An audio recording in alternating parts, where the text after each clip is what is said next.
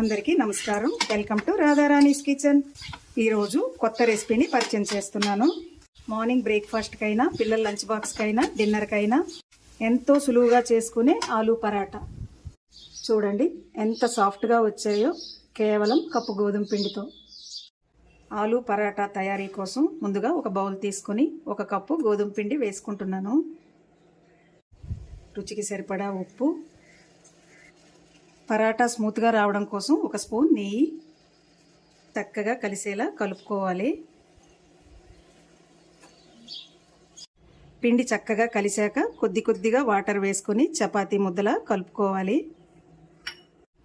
Water కొద్దిగా వేసుకుంటూనే కలుపుకోవాలండి. ముద్ద పలచగా అయితే పరాటా అంత చక్కగా రాదండి. పిండి చక్కగా కలుపుకున్నాక 10 నిమిషాలు మూత పెట్టుకొని పక్కన పెట్టేద్దాం. ఇప్పుడు స్టవ్ పై కళాయి పెట్టుకొని కొద్దిగా ఆయిల్, కొద్దిగా జీలకర్ర, సన్నగా తరిగిన ఆనియన్స్, కర్రీ లీవ్స్, పచ్చిమిర్చి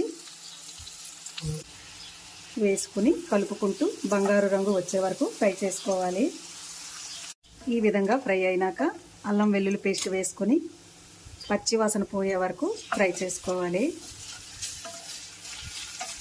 ఫ్రై అయిపోయాక తగినంత ఉప్పు, పసుపు, గరం మసాలా, కారం, ఉడికించిన బంగాళాదుంపలు వేసుకున్నాక మెత్తగా స్మాష్ చేసుకోవాలి.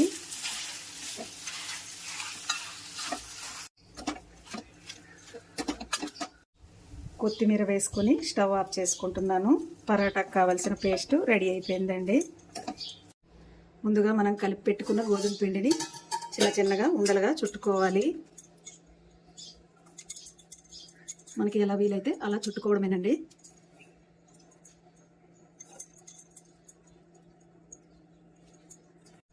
చుట్టుకున్న ఉండల్ని ఒక్కొక్కటిగా తీసుకొని కొద్దిగా గోధుమ పిండి వేసుకుంటూ చపాతీలా ఒత్తుకోవాలి.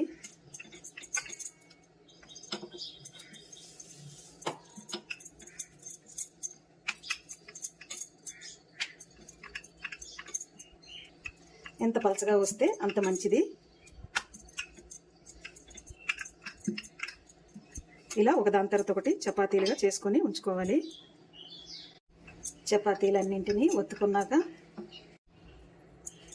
ఒక ప్లేట్ తీసుకొని ఈ విధంగా అన్నింటినీ ఈ విధంగా తయారు చేసుకోవాలండి. ఇలా అయినా మనం తయారు చేసుకోవచ్చు, కానీ ఈ విధంగా అయితే అన్నీ ఒకేలా వస్తాయి కదండి, చూడ్డానికి కూడా బాగుంటుంది.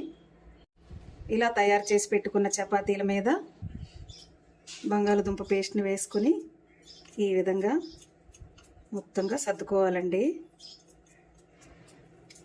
ఈ విధంగా సర్దుకున్నాక కొద్దిగా వాటర్ తీసుకొని ఈ విధంగా చపాతీ సైడ్లంతా ఈ విధంగా రాయాలండి. వాటర్ అంతా రాసుకున్నాక ఈ చపాతీపై ఇంకో చపాతీ పెట్టుకోవాలి. పెట్టుకొని సైడ్లు అనేవి ఈ విధంగా నొక్కాలండి. వాటర్ తడి చేసి పెట్టుకోవడం వల్ల చపాతీ విడిపోకుండా ఉంటుంది. ఇదే విధంగా అన్నింటినీ తయారు చేసుకోవాలి. పరాటా ఫ్రై చేయడం కోసం పాన్పై బటర్ వేసుకుందాం. మనం ఆయిల్తో అన్నా వేయించుకోవచ్చండి.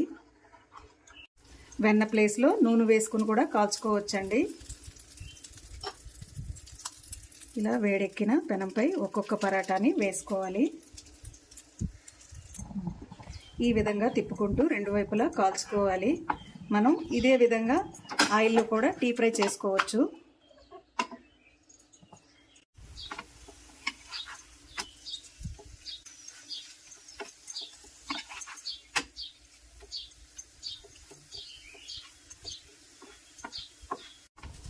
చూడండి ఈ విధంగా కాలింది కదండి, తీసి ప్లేట్లో వేసుకుందాం.